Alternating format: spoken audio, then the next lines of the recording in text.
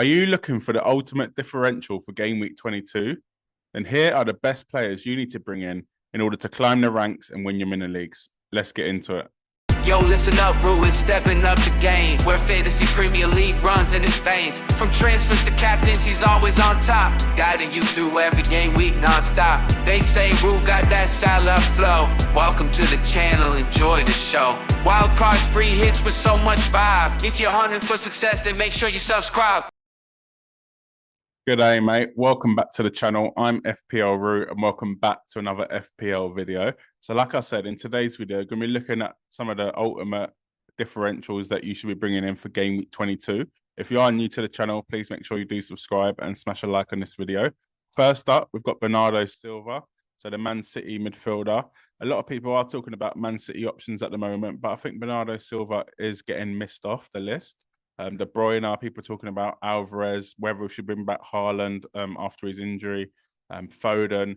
But a lot of people are missing out Bernardo Silva, who has been very consistent this season. And probably, I'd say, overall, one of City's better players. So he's only started 16 games. He obviously does play a little bit deeper, but 6 goals, 4 assists for me is still pretty good. In terms of starts, he started every single game apart from game week 7. So game week 7, game week 6, he didn't start, and then game week 4 and game week 2. So he's only missed 4 games from the start. And I think for me, he is probably going to be starting until De Bruyne is back fully fit. That could be soon. However, I don't think City will rush him back. Even if he's not back, he could still play, maybe play on the right, play instead of Foden, etc., etc. I think so far this season, he's been so crucial for Manchester City that I actually do think that he can be a really good option and a really nice differential. Obviously, De Bruyne is probably a better option when he is fit, and you could argue that Foden is, but with 5.5% owned and only 6.5 million, and with these fixtures coming up, I think he'll get enough game time to warrant his price. Burnley at home next for Silva and for City. Brentford away, Everton at home, and then a double game week of Chelsea at home and Brentford at home. So for me, yes, he could miss 1 game out of that, maybe even 2 games. However, if you are looking to maybe save a bit of money on Foden, on De Bruyne, then I think Bernardo Silva can do pretty well for you if you want that. Maybe even a third City option. So have Foden or De Bruyne and maybe Haaland or Alvarez and have Bernardo Silva as a bit extra, I guess. Since game week 16, so in 5 game weeks, he scored 3 goals and got 1 assist. So again, people might say that he's not as attacking or he might be playing a bit deeper. But for me, I think this season has shown that De Bruyne can, Bernardo Silva can still chip in with goals and assists. And yeah, I think if you are looking for an ultimate differential, I think Silva can be your man. Next up, we've got the Man United forward, Rasmus Hojlund. So 6.8 million he does come in at and 3.3% owned. So he did get his first, he got his first goal in game at 19 and he got another goal against Spurs and an assist. So he ended up with his first double-digit haul of the season. That is 3 returns in his last 3 games now. Is this a change of form for him? Has he found his kind of shooting boots? Because it was a really good finish against Spurs in that game. To me, I'm not too sure, but I think the fixtures do indicate that it would be a very nice differential to have if you are looking for, like I said, a little bit something different to I guess catch up some ground on your mini league rivals, catch up some rank by going a little bit different to what the I guess the other people in your league are going to. Wolves away, West Ham at home, Villa away, and Luton away for me are really good fixtures for Man United. You could say on paper they're probably not that good. Wolves away, Wolves are doing very well this season. West Ham, we've seen them beat Man United already this season. Villa away is going to be tough, and even Luton have been pretty good at home. That's why it's in the list, because it is a differential and it's not a kind of a sure thing. For me, I actually do think there are better options. I think Solanke is probably better. Alvarez at the moment, while I guess Haaland is coming back to full fitness, is a better option. Ollie Watkins, if you want to play a bit more, probably not, to be honest. I think Hojlund could match Ollie Watkins, no problem. A player that we will talk about next, who is a little bit more, has just come back from a ban, could be a better option. For me, it is an ultimate differential, but like I said, if you get on Hojlund early, with the fact that how many Man United fans do play this game around the world, as soon as he's gonna basically start putting together a goal and an assist, maybe in the next 2, 3, 4 games, his price is going to go up and his ownership is going to go up. And Man United bandwagons just fly whenever they have a little inkling of doing well. So if you wanted to jump on that early with Wolves away, West Ham at home, I don't hate it at all. I just think there's probably better forward options at the moment. So, but yeah, like I said, it's completely up to you. So next up, we've got the man of the moment, the man that everyone's talking about back from his ban, his gambling ban, is Ivan Toney. 8 million, 2.8% owned. Very, very tough fixtures for him, with Spurs away, City at home in the next 2. But after that, you could argue that there's 2 okay fixtures. Wolves away, again, like I said, is not the easiest game, but he does have a double game week, 2 home games. He has got Man City so he's got Man City away and Liverpool at home in that double game week. So a lot of people are going to be bringing him for the double game week. But I just would warn you, although he has come out, Nuno said that Thomas Frank has come out and saying that he is going to start in game week 21. This has been filmed before the Forest game. He's going to start. He's going to be his captain. I'm just a little bit worried about the fixtures. Like I said, Spurs away, City at home, then Wolves away, which is not an easy game. Liverpool at home, City away, West Ham away, Chelsea at home, Arsenal away, Burnley away, United at home, Brighton at home, Villa away. There's literally the toughest teams you can face, apart from that Burnley game in up until game week 31, 32. For me, the double game week does make it look really, really good. And the fact that Brentford won't blank in game week 29, where they do play Burnley away, is one of their best fixtures in the next run. For me, it is a massive, massive punt.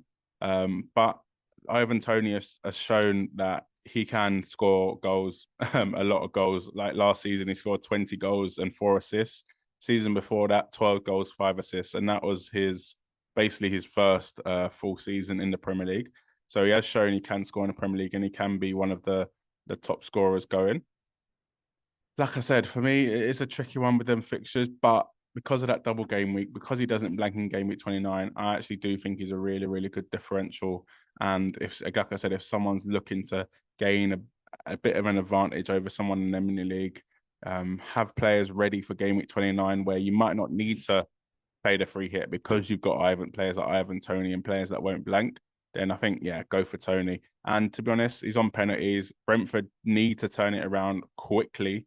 And with a lot of injuries they've got, with a few players at AFCON like Mbuemo, Vissa, they're struggling for numbers. So Toney is going to get a load of minutes. And like I said many, many times in my videos, they've won 1 game since game week 11. So that is basically 9 games with 1 win. So they do really need to turn it around. They're struggling this season, and I think Ivan Toney can be the superhero, come back and kind of get Brentford winning games again. Although the fixtures are tough, I think Toney can get a few goals anyway, even if Brentford don't get back to winning ways. So overall, it is a very punty option, and the fixtures are horrific, but double game week in 25. He doesn't blank. His fixture against Burnley away is going ahead in 29. For me, that's good enough reason to bring him in as a massive, massive differential for 2.8% owned. So the second Man City player on this list is Nathan Ake. I think with Man City's double game week coming up in game week 25 and with their fixtures coming up, I think adding a City defender to your team can be really, really useful. 5 million for Nathan Ake and 6.2% owned. Obviously, I've gone through the fixtures already, but I'll go through them again quickly. Burnley at home, Brentford away, Chelsea, Everton at home, and then a double game week of Chelsea and Brentford at home. So the reason I have gone for Nathan Ake is I think he is probably most likely to start that is under 10% owned. So you've got Kyle Walker, who has started basically, I think he started every single game. Yeah, he started every single game this season. Attacking returns, not really there from him, no, only 2 assists. But you're not really getting that with Ake either. He's not really that attacking. but I do think you're saving a bit of money, and obviously I only could put players under 10% in this list. So he started 12 games and he's got 2 goals, 2 assists, so a much better rate of getting attacking returns than Kyle Walker. I think with the fact that there are a few injuries in Man City's defence. So I know Akanji is 50% chance of playing for game week 22. So that gives Ake another player to kind of play instead of. Also, John Stones has an injury, an ankle injury with an unknown return date. Laporte as well has gone to Al Nassr. Cancelo's obviously gone to Barcelona on loan. So they are pretty low on defensive options at the minute. Really, it's only Ruben Diaz, Garvadio, Rico Lewis, but he doesn't really, I guess, play there. He's more plays in midfield at the moment. Sergio Gomez, who doesn't really get a game. So they are really short for defensive options, which is why Kyle Walker has started every single game. For me, I probably do think Kyle Walker is a better option, even though Ake has got more attacking returns this season. He's got 2 goals, 2 assists, but Kyle Walker has only got 2 assists. Kyle Walker's for 0.4 million more though, so obviously that does play into account. But for me, Kyle Walker was over 10% owned, so I couldn't put him in. But if I had to pick one, I probably would just go for Kyle Walker because of the starts. I think he is a little bit more nailed than Ake. However, I do think Ake will be playing more times than not, and he's actually started the last 5 Premier League games, so that is pretty good. Obviously, there is always a chance that he can get rested or get rotated. He's only started 12 games this season. Yes, a few of them are down to injury, but most of them were down to kind of rotation or benching. Over the next few game weeks, I think he will play most games because of them kind of injuries the injury to Akanji and Stones. I think it does mean that Ake does have his place secured. Obviously, Gavardio can actually play left back, which is probably his main threat, but Ake mightn't even be needed at centre back now because there's no John Stones, there's no Akanji potentially, and it's just really Ruben Diaz there at centre back. So for me, I do think Akanji can be a really good option, and he's scored twice this season and assisted twice, so he can be attacking too. I'll probably just go Kyle Walker if you have the money, but I think Akanji is probably second best in that City defence. So although it hasn't been confirmed yet, Luton are another team that potentially could have a double in game week 25. So their fixtures until then are Brighton at home, Newcastle away, Sheffield United at home, and then a double game week potentially of Man United at home and Liverpool away. This is likely to be if Liverpool make it to the Carabao Cup final. Their fixture in game week 26, which is Luton, will be moved into game week 25, we think. Obviously, this is not confirmed, so I wouldn't be kind of bringing in Morris if you are thinking this is a guaranteed double. I think it's likely to be, but yeah, just take a bit of precaution because it's not guaranteed yet. But Morris we'll find that out anyway before game week 22, so there's no need to stress about it. Just wait to, if you do want to bring him in, wait to bring him in. 5 million, 1.9% owned. So it's been a bit of a tricky one with Morris this season. So I think a few people might have had him from the start, and he did start pretty well, getting 2 attacking returns in the first 3 games, getting 4 attacking returns in the first 6. So he did start pretty well for, I guess, the expectations of Luton and a Luton forward. However, he hasn't actually started the last 6 game weeks, which is a little bit of a worry.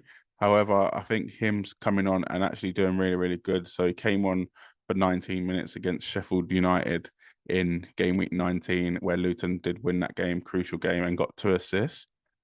He started against Burnley away, another crucial game, and he got a goal. So to earn them a point. So for me, I think he is due a start. But let's not forget, this is a differential list. So all players are going to come with a risk. Otherwise, loads of people would own them.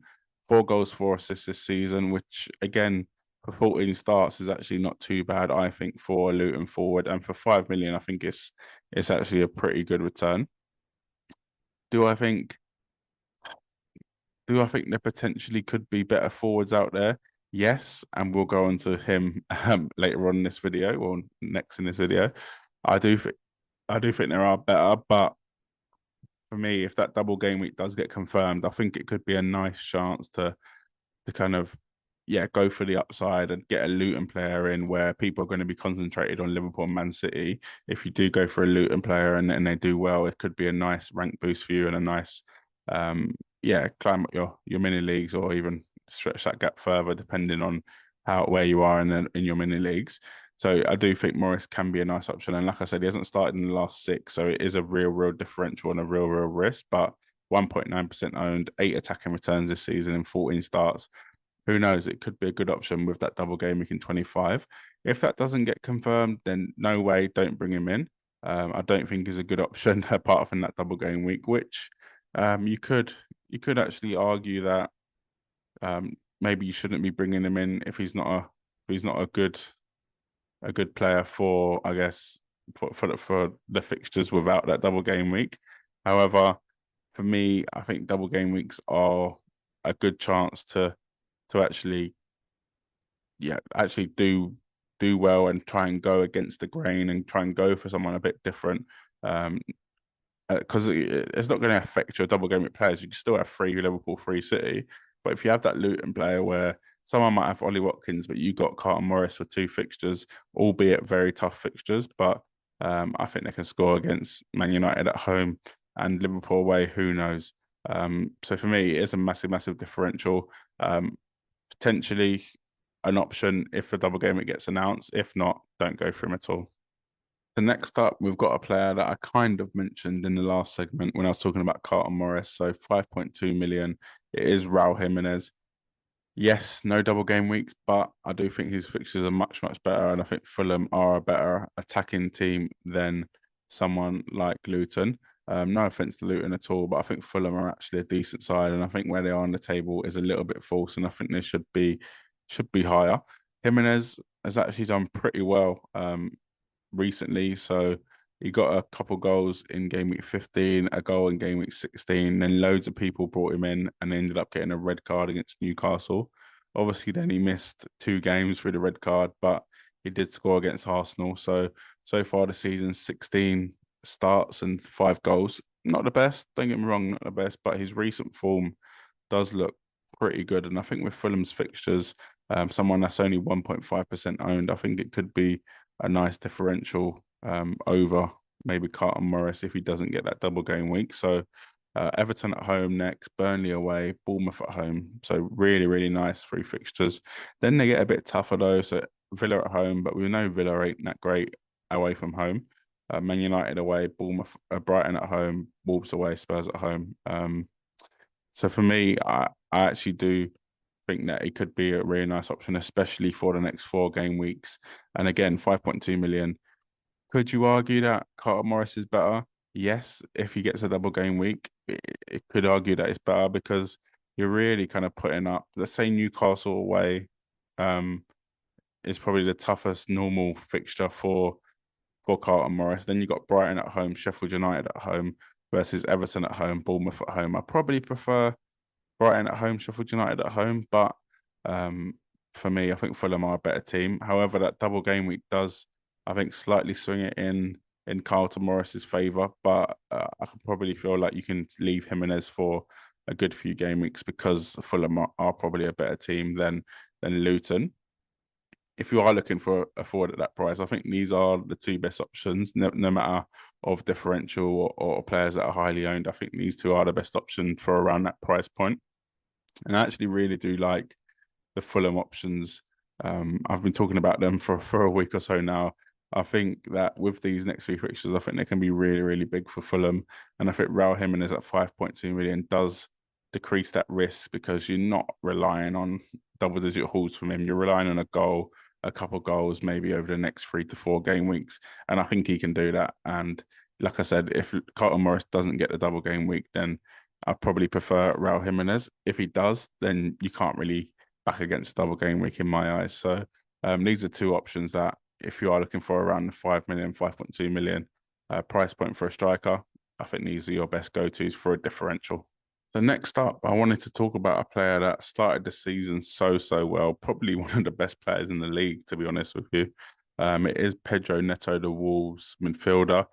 So started, like I said, started off the season. He started 10 games, which were all the first part of the season. And he got 1 goal, 8 assists. So a real threat. And to be honest, he was playing so well. Really good. And for that price as well, he was doing way more than people expected of him. I know last season, I think a lot of people did start with him in their teams, expecting big things from him, but he didn't actually deliver. And this season, it was season too late, but everyone was sleeping on him at first. And I think as people started to bring him in, he did end up getting injured, which was a shame. Obviously, 1 goal is not great, but 8 assists does look really good for him. He's picking up the 4 or 5 pointers, 7 pointers every now and again, which is not, don't get me wrong, it's not great, but for that price point, if he does start adding goals into his game, then I think he can be a actually really good option. He's got a few goals in these seasons before. Last season was a disappointment. 1 goal, 1 assist, but he was injured for most of that. Season before 2021, 5 goals, 8 assists. And then season before that, 3 goals, 3 assists. So he can score goals. Do I think he will start that soon? With them fixtures, it does look really tough. But Man United defensively are pretty bad. Chelsea defensively, who knows what Chelsea's going to turn up. Brentford are on a horrid run at the moment. I think they've won 1 in the last 9 game weeks. And then Spurs are actually not the best defensively, but it's not an easy game, Spurs away. So although I do think Pedro Neto is a really good player, I just don't know if at this current moment he is a really good FPL option, and especially at 1.8% owned. Yes, you could say it is a massive differential, but for me, I think them fixtures are just putting me off slightly, and I think there are better options out there at the moment. And for me, their fixtures, like I said, just not doing very good. Just come back from injury. It just doesn't add up for Pedro Neto yet. Maybe in game week 26, where they've got Sheffield United at home, Newcastle away, Fulham at home, Bournemouth at home, Villa away, Burnley, West Ham, Forest, maybe from then. But for the next 4 or 5 game weeks, I just don't think Pedro Neto is a good player to bring in. So one of the, if not the lowest player in terms of ownership on this list, I have decided to talk about, I'm not going to butcher his name, but I'm going to go for Hingshelwood. So 4.5 million, 0.1% owned. It is a massive differential because of the minutes, but for 4.5 million, I don't actually think you can go wrong. This has been filmed before the Wolves at home game, so I don't know how he's done in that or whether he started, etc. But for me, he's looked pretty threatening the last few game weeks. He's scored 2 goals this season, 1 in game week 15, 1 in game week 19. He started his last 3 game weeks. He got dropped for 2, then he started 2 before that. I think with the amount of injuries Brighton have got at the moment, with the amount of players off to AFCON or at Asia Cup, I think Hingshelwood can be a really nice differential for the next few game weeks. Like I said, Matoma is at Asia Cup, and it's likely, although Japan didn't get the result they wanted in their last game, I do think Japan will go far in that tournament. Adingra is at AFCON as well. Solid March is injured, so they have so Ansu Fati injured as well. So they have a lot of injuries in that position, and Ciso as well injured. I'm just going through the list now, which is incredible, the amount of injuries they've got. Undav is on loan, so he wasn't even an option. Just so many injuries, and obviously international players on international duty at the moment. Now, I do think he can get a nice run of games. You could argue Pascal Gross is better, but he is 2 million more. So, as a 5th midfielder, if you're playing 3-4-3, I think Hingshelwood can be a really nice differential that you can play in these next few game weeks. Luton away, Palace at home, maybe not Tottenham away, but like I said, Tottenham haven't got the best defensive record. Sheffield United away as well in that. So for me, as a fifth midfielder, someone that you can play on your bench and you might need maybe for a blank game week, etc., etc. And for 0.1% owned, he's a massive, massive differential. I won't be rushing to bring him in. Let's get that straight. But if you are looking to maybe you don't have a transfer to make, or you need to downgrade a position, which at the moment is not really like that. But let's say when Salah does come back, and maybe Matoma and Adingra are still at Asia Cup and AFCON, then maybe he could be an option. But yeah, I would be cautious with the minutes. But I think they are pretty secure for the next 2 to 3 game weeks, and I think he can be a nice bench option anyway. So I really do like, call me mad, but I really do like a Newcastle defender for the next few game weeks. I did recommend Trippier in my transfer tips video, or talk about Trippier at least, maybe not recommend him. But obviously Trippier is above 10% owned. So I've decided to talk about Dan Burn at 4.3% owned and 4.4 million. I think Dan Burn's position is secure in the team now. I don't think there's anyone gonna threaten that. Maybe you could argue that someone like Lewis Hall could have, or Matt Target, but Matt Target is got a hamstring injury. Should be back soonish, but he's got a hamstring injury. Lewis Hall, we'd find him on here, see what he's up to. I think he's fit to play. Yeah, he's fit to play. So maybe only Lewis Hall that could threaten his position, but I think Dan Burn's first choice. And I think Newcastle's fixtures over the next few, to be honest, it's not just the next 4. I think even past that, they look pretty okay. So obviously next up they've got Villa away, tough game. Luton at home, Forest away, Bournemouth at home. They're the ones I'm really concentrating on. Like I said, they've won 1 in the last 7 game weeks, which is shocking for Newcastle.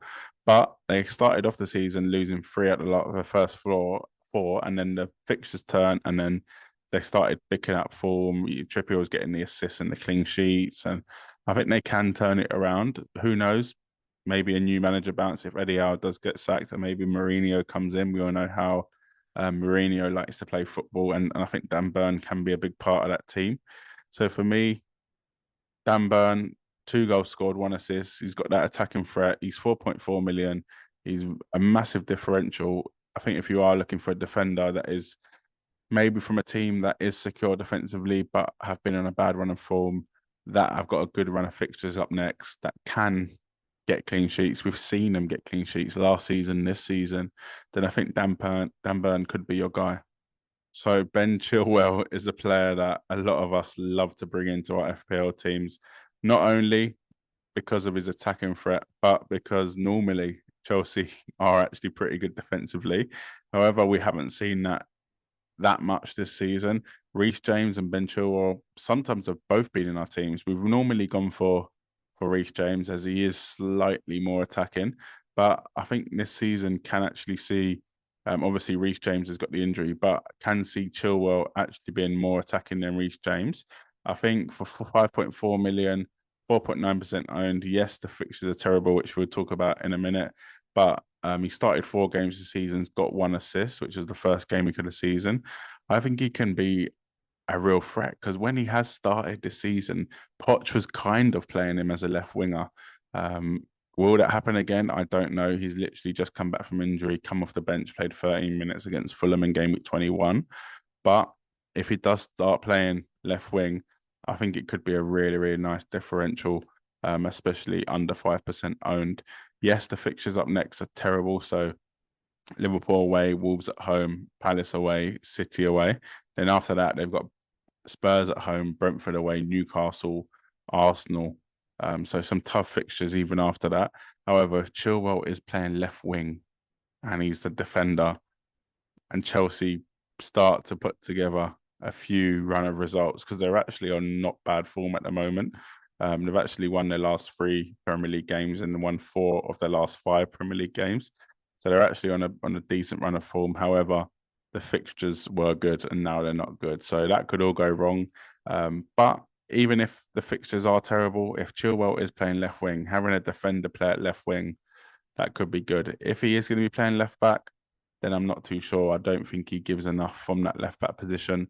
Yes, he has done in the past, and we know he can score free kicks and penalties and stuff like that. But for me, I'd want to see him play that left back position to bring him anywhere near my team, because I just don't really trust Chelsea at the moment, apart from someone like Cole Palmer. But that was it for this video. Thanks for watching. Please subscribe to the channel. It really does help me out. I'm trying to hit 2,000 subscribers before the end of the season. And drop a comment as well on what you think on these transfer tips. Let me know. Have conversations with each other. Let's try and build a community and talk about FPL and how good my transfer tips are. And I'll catch you in the next video. Cheers.